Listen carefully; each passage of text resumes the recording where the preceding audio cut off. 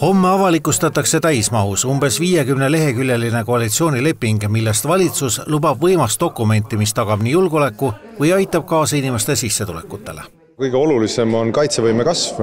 Kaitsekulutused kasvavad, kaitsevõime kasvab väga kiiresti. See on esimene oluline asi. Teine on majanduskasvuks tehtavad sammud ehk maksukoormuse alandamine, maksusüsteemi korda tegemine. Häid uudiseid oleks valitsuserakondadel hädasti vaja, sest täna avaldatud ERR-i tellimusel tehtud Kantar Emori küsitlustulemused näitavad, et valitsuserakondade koondtulemus on 19% ning esikohal olev Isamaa on vahepealsest madalamast seisust üle saanud ja taas 27% juures. Sisuliselt samasuguse protsente näitas erakondadele ka nädala keskel avaldatud Ühiskonnauuringute Instituudi tellitud Norstati uuring.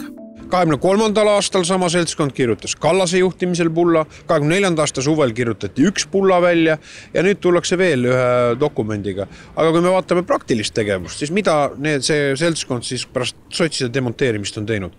Ajutised maksutõusud on tehtud püsivateks, jäätmereform on saadetud parlamenti, mis toob inimestele kaasa 10 miljonid eurosid tasude tõusu järgmisel aastal. Elektrienergiale on üle 100 miljoni euro tasusid järgmiseks aastaks tõstetud. See on reaalne probleem Eesti ühiskonnale. EKRE toetus on viimasel ajal allapoole libisenud. Anti Poolamets viitab suurele kõikumisele noorte toetuses, kuid peamine seltskond, kes valimas käib, olevat tema sõnul EKRE stabiilne toetaja. Valimiste puhul on meie kindel toetaja 50–64, kus meie toetus on kõige kõrgem ja nemad käivad kõige eeskujulikumalt valimas. Ja samamoodi maakondlikud toetused. Lõuna-Eestis ulatub meil 35-ni toetus, Raplamaal oleme esimesed ja ma näen, et mitmel pool maakondades on Isamaaga vahe ainult 1–2%. Isamaa ja EKRE seisukohtadest ja toetusest hoolimata ütleb Jaak Madison Keskerakonnast, et ainult Keskerakond on Reformierakonna ainus alternatiiv. Isamaa kahtlemata võib olla tulevikus koalitsioonipartner meile, aga Isamaa mineviku kogemus on see, et kui tuleb kutse tantsule Reformierakonna poolt, siis minnakse väga väikese peenraha eest. Ma loodan, et Isamaa on sellest õppinud. Keskerakond on ju ka olnud valitsuses koos Reformierakonnaga. Ja, aga milline oli Keskerakond siis? Ma mäletan, et see Keskerakond pudenes laiali sotsiaaldemokraatide Isamaa Reformierakonna vahel.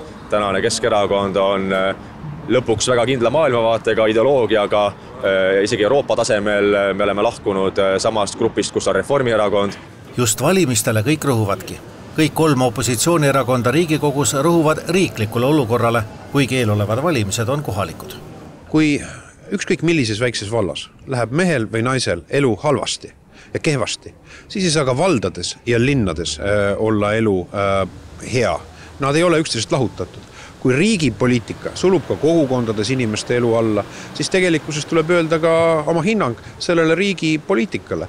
Keskmes praegu, lisaks objektiivsetele probleemidele ühiskonnas, on ikkagi see, et valitsuse poliitiline agenda röövib ühiskonnalt energia. Need kohalikud valimised ei ole küsimus sellest, et kes lükkab paremini lund kuskil omavalitsuses või kes ehitab kõnniteid, vaid tegemist on vahefinišiga Riigikogu valimisi, mis paneb paika selle stardipositsiooni, et kes läheb võitma Riigikogu valimisi 2027. Ja täna, kui me vaatame reitinguid, me vaatame erakondade sõnumeid, programme, siis täna Keskerakond on ainukene jõud, kes suudab Reformierakonna põhimõtteliselt saata aastateks opositsiooni. Me läheme maakondades esikohta taotlema võimalikult paljudes kohtades ja mida ma ise teen, meil on iga nädal kohtumised tuuletööstuse teemal ja inimesed on sellest teemast väga ärritatud ja ma näen, et nad tulevad hulgikaupa EKRE poole üle.